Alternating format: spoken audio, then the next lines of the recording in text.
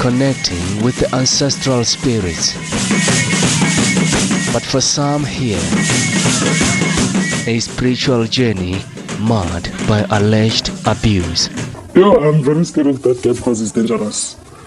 After 5 years, Thandi is breaking her silence. Dr. Putuma, he beats the Matwasani with some bark and faces. Sometimes he touches the bums on the Twasanas. Thandi says she too was a victim. He did touch me, then I stopped him by threatening, telling him that I'm going to tell his wife what he's doing. Then he stopped it from doing it. It's a secret that should never be revealed. He does give the threats like, I'm going to lawyer you and I'm going to kill you. You want going home, you want work when you're out here. I'm going to make your life living a hell. They're going to witch you, like maybe going to give you a car accident around the road. They're going to give you the strokes. They're going to make you go crazy, things like that.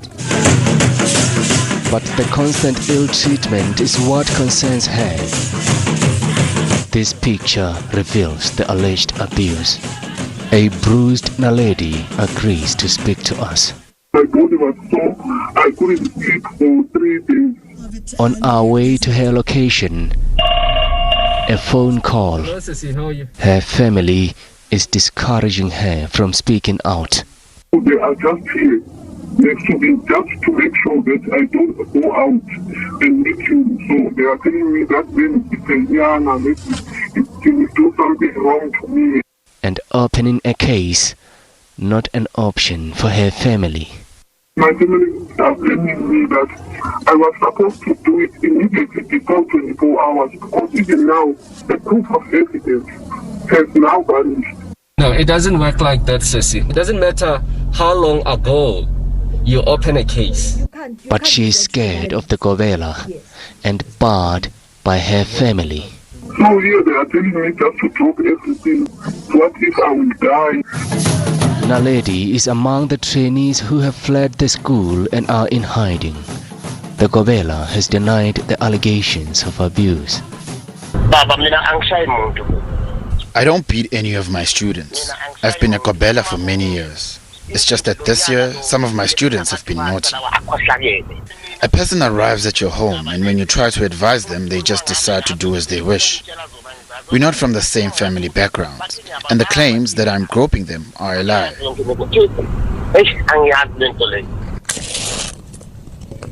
Being a Gobela comes with responsibilities,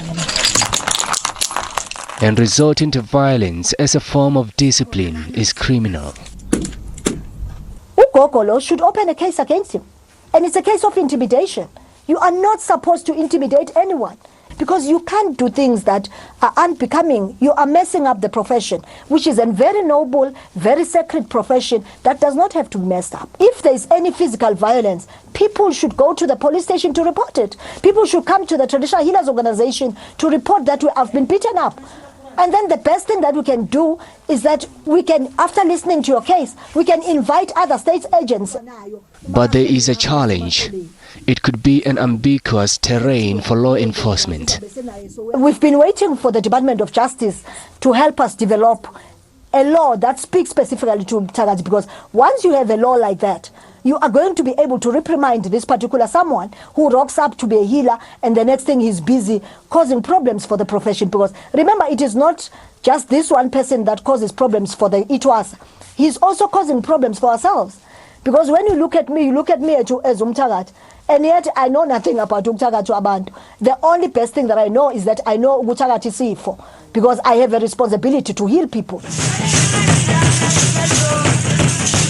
But for Naledi and others gripped by fear, a traditional calling disrupted. I'm so confused. This is a sacred space. A space for spiritual healing. But with more trainees coming forward, a sector further tainted. I'm very scared of that guy because it's dangerous.